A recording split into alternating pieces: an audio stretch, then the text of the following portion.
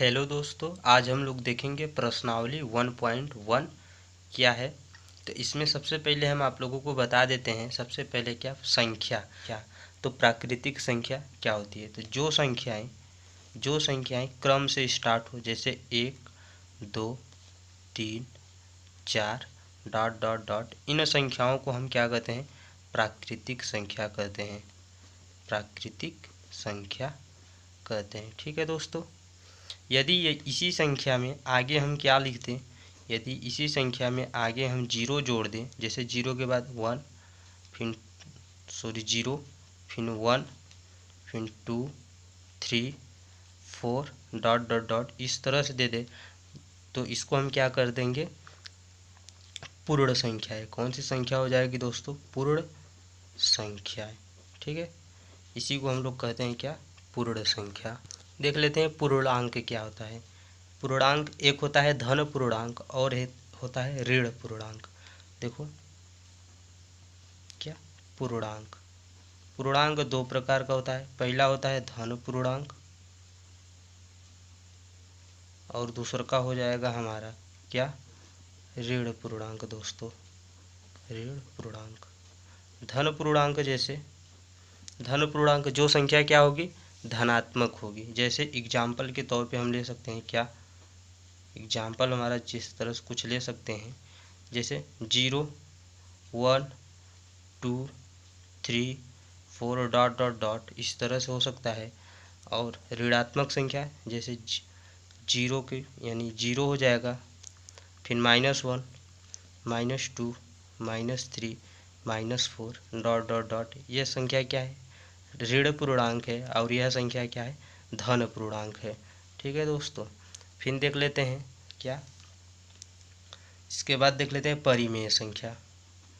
परिमेय संख्या, तो परिमेय संख्या क्या होता है? ऐसी संख्या जो किस रूप में रहे? p बटे क्यू के रूप में रहे और q is not equal to क्या हो दोस्तों? जीरो हो, यानी q बराबर क्या हो? जीरो न हो। तो देखो जैसे एग्जाम्पल इसके लिए कुछ हो सकता है 2/4 कामा 4/1 कामा 3/5 कामा 0/2 कामा 0/6 कामा 7/5। बहुत सारा एग्जाम्पल हो सकता है। हमेशा ध्यान देना हर क्या हो? जीरो न हो। हर यानी क्यों क्या है? जीरो न हो। जब जीरो क्यों नहीं होगा तो जितनी भी संख्या रहेगी सब क्या रहेगी? परिमेय संख्या होगी। फिर देख लेते हैं क्या? अपरिमेय संख्या। अपरिमेय संख्या, अपरिमेय संख्या क्या होता है दोस्तों? ऐसी संख्या जो क्या हो? p/q के रूप में न हो। तो देखो जैसे √2 कामा √5 कामा √7 कामा √8 कामा √ क्या हो लिख सकते हैं दोस्तों? 11। यही सब संख्या हमारी क्या है? अपरिमेय संख्या है। इसको हम क्या लिख सकते हैं? इसको लिख सकते हैं 2 के पावर 1/2। इसको हम लोग बटे में नहीं लिख सकते, इसीलिए यह संख्या क्या है? अपरिमेय संख्या है।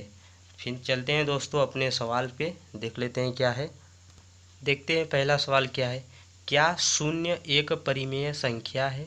क्या इसे आप p/q के रूप में लिख सकते हैं, जहां p और q पूर्णांक है और q is not equal to zero? तो दोस्तों जो जीरो है, क्या यह एक परिमेय संख्या है? आप इसे p/q के रूप में लिख सकते हैं कि नहीं? तो हम कह सकते हैं यह जो जीरो है यह क्या है? परिमेय संख्या है। यह क्या है? परिमेय संख्या है दोस्तों। यदि हम इसको p/q के रूप में लिखना चाहे और q is not equal to क्या हो? जीरो हो, तो हम क्या लिख सकते हैं दोस्तों? लिख सकते हैं 0/2 या 0/5 या 0/7। इसी को हम इस प्रकार से लिख सकते हैं। यही हमारा क्या हो जाएगा? इस तरह से कुछ भी 0/2 या 0/5 या 0/7 कुछ भी हमारा आंसर हो जाएगा दोस्तों। इसमें देखिए जो क्यों है, क्यों कहाँ बटे में रहेगा? क्यों बराबर क्या हो? जीरो न हो। तो जीरो क्यों बराबर कुछ भी नहीं है, तो इसीलिए हम कह सकते हैं यह जो जीरो है, जीरो क्या है? एक तरह से परिमेय संख्या है और इसको हम p/q के रूप में बड़े ही आसानी से लिख सकते हैं। फिर देखते हैं अपना नेक्स्ट सवाल क्या है। 3 और 4 के बीच 6 परिमेय संख्या लिखिए। तो लिख देते हैं क्या? 3 और 4 के बीच में कितनी परिमेय संख्या 6, 1 2 यानी खाली स्थान कर लेते हैं कितना 6 तो कर लेते हैं। 6 परिमेय संख्या हमको लिखना है। तो इसके लिए सूत्र होता है, क्या होता है, अंतर बटे संख्या प्लस 1। दोस्तों क्या होता है दोस्तों, अंतर बटे संख्या प्लस 1। अंतर का मतलब क्या है, 3 और 4 का अंतर, अंतर मतलब घटाना।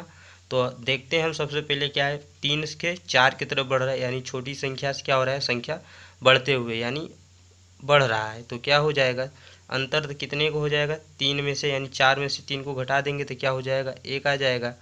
1 हो गया बटे संख्या, संख्या का मतलब क्या है, यही जो खाली संख्या पूछा है 6, यही संख्या है। तो संख्या कितना है, 6 है।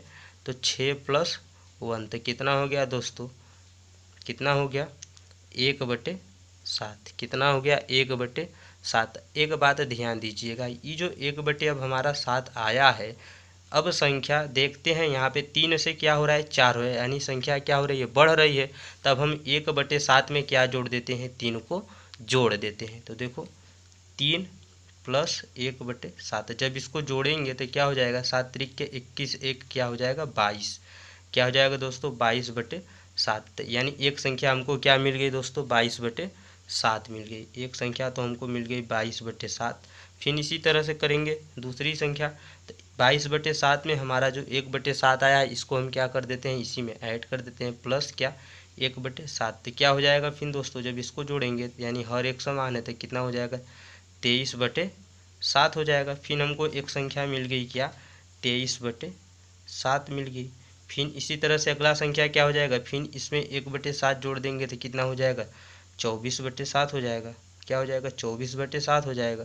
फिर 25/7 हो जाएगा। फिर 26/7 हो जाएगा।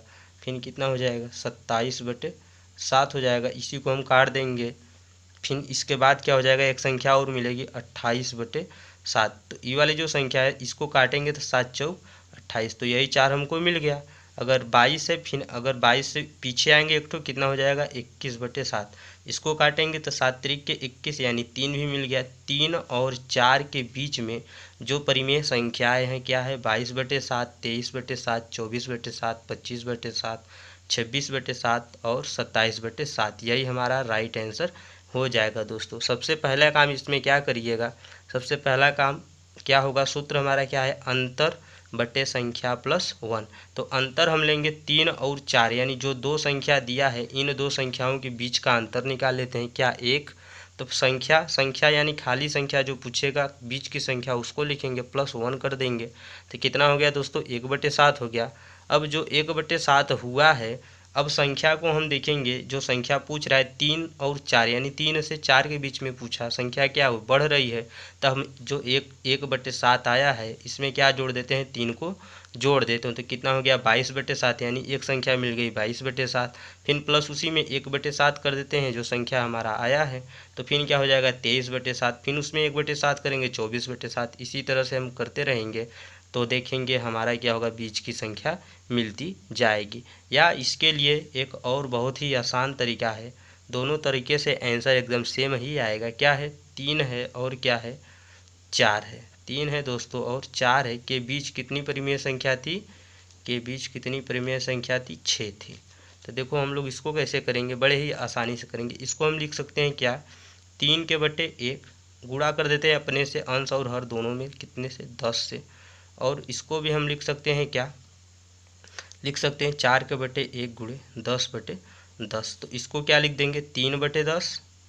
फिर यह क्या हो जाएगा हमारा 40/10, यही हो जाएगा। तो यह जो इसको हम लिखें 3 लिखें या 3/10 लिखें, या हम संख्या 3 लिखें या संख्या 3/10 लिखें, दोनों क्या है, समतुल्य रूप हैं, दोनों एक समान हैं।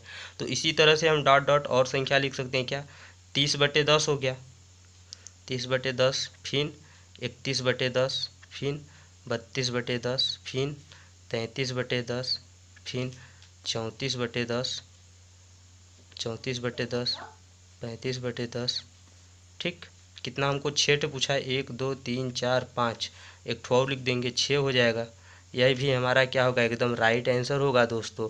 और ऊपर जो हम लगाएं अभी को, वह भी एकदम राइट ही आंसर होगा देख लेते हैं नेक्स्ट सवाल क्या है। अब तीसरा सवाल, 3/5 और 4/5 के बीच 5 परिमेय संख्या ज्ञात करिए दोस्तों। क्या 3/5 और 4/5 के बीच, तो सूत्र क्या होता है दोस्तों, अंतर बटे संख्या प्लस 1। तो अंतर सबसे पहले निकाल लेते हैं, किसका किसका, 3/5 का और माइनस क्या 4/5। तो दोस्तों हम क्या करते हैं, 4/5 में से 3/5 को घटा देते हैं, यानी बड़े में से छोटे को घटा देंगे तो क्या मिलेगा 1/5। अंतर हमारा कितना आ गया 1/5 बटे संख्या प्लस 1। संख्या कितना है 5 है, खाली संख्या प्लस 1 5 है, कितना हो जाएगा 6 हो जाएगा दोस्तों। यानी इसका फिर यह क्या हो जाएगा टोटल 1 कितना हो जाएगा 6×5 = 30। जो संख्या हमारा आ गया कितना आ गया 1/30 आ गया दोस्तों। क्या आया 1/30 आ गया। अब यह जो 1/30 है हम देखते हैं हमारी संख्या किस क्रम में है, बढ़ रही है कि नहीं।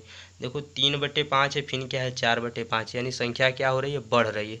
तो जो 1/30 आया है हम क्या कर देंगे इसी 3/5 में जोड़ देंगे। तो जोड़ देते हैं 3/5 + 1/30। जब इसको जोड़ेंगे दोस्तों तो क्या हो जाएगा, इधर भी 6 से गुणा कर देते हैं, इधर भी 6 से गुणा कर देते हैं, तो हर क्या हो जाएगा एक समान हो जाएगा। इधर कितना हो जाएगा 18, 18 में 1 जोड़ देंगे तो कितना हो जाएगा दोस्तों 19/30। हमारा एक संख्या मिल गया क्या 19/30। फिर 19/30 में क्या जोड़ देते हैं 1/30, तो क्या हो जाएगा 20/30। क्या हो जाएगा दोस्तों 20/30 होगा। फिर 20/30 में 1/30 जोड़ देंगे तो क्या हो जाएगा 21/30। फिर इसी तरह से क्या हो जाएगा 22/30। फिर क्या हो जाएगा 23/30। ठीक है, यही हो सकता है हमारा राइट आंसर, यह भी होगा। और दूसरा तरीका क्या हो जाएगा दोस्तों, दूसरा तरीका भी हम देख लेते हैं। दूसरा तरीका हम अभी आपको बताएं, क्या संख्या हम लिखें, संख्या हम क्या लिखें, या तो हम लिखें 3/5 या दोनों में क्या कर दें 10 से गुणा कर दें। फिर अगला संख्या क्या है 4/5 है, इसमें भी 10 से गुणा कर देंगे तो कितना हो जाएगा 30/50 हो जाएगा। और फिर और एक संख्या क्या हो जाएगी 40/50 हो जाएगी। तो हमको 30/50 और 40/50 के बीच की परिमेय संख्या लिखना है। तो हम क्या लिख सकते हैं 30 के बाद क्या लिख सकते हैं 31/50, फिर 32/50, फिर 33/50, 34/50, फिर 35/50 दोस्तों। ठीक है, यह भी हमारा क्या होगा एकदम राइट आंसर होगा। आंसर को देख के कभी घबराइएगा नहीं, आपको सिर्फ लगाने का तरीका पता हो दोस्तों, और आप बहुत ही आसानी से हर एक क्वेश्चन को लगा सकते हैं। और दोस्तों आपको एक और खुशखबरी मैं देना चाहता हूँ कि मैं बहुत ही जल्द आप लोगों को अब क्वेश्चन को बोर्ड पे हल करवाने का कोशिश करूँगा दोस्तों, क्योंकि अब मैं भी एक माइक परचेज कर चुका हूँ, वह जल्द ही आने वाला है। तो आप लोग घबराइएगा नहीं, अब और मैं आपको हेल्पफुल वीडियो देना चाहता हूँ। ठीक है, फिर देख लेते हैं अपना नेक्स्ट क्वेश्चन क्या है दोस्तों। क्या है, प्रत्येक प्राकृतिक संख्या पूर्ण संख्या होती है। तो देखिए दोस्तों क्या प्रत्येक प्राकृतिक, तो क्या होगा यह हो जाएगा कथन क्या होगा सत्य होगा। कारण क्यों, कारण देख लेते हैं। जो कारण है, कारण क्या होगा, जो प्राकृतिक संख्या होती है, प्राकृतिक संख्या क्या होती है 1 2 3 4 5, यही हमारी प्राकृतिक संख्या है। तो क्या है प्रत्येक प्राकृतिक संख्या पूर्ण संख्या होती है। पूर्ण संख्या किससे स्टार्ट होगा दोस्तों 0 से, 0 के बाद 1 2 3 4 5 6। तो यानी जो प्राकृतिक संख्या क्या है पूर्ण संख्या में मिल रहा है दोस्तों। तो हम कह सकते हैं क्या प्राकृतिक संख्या जो है प्राकृतिक संख्या, प्राकृतिक संख्या पूर्ण संख्या में मौजूद है, मौजूद है। या कह सकते हैं कि प्राकृतिक संख्या जो है पूर्ण संख्या में क्या है मिल रहा है।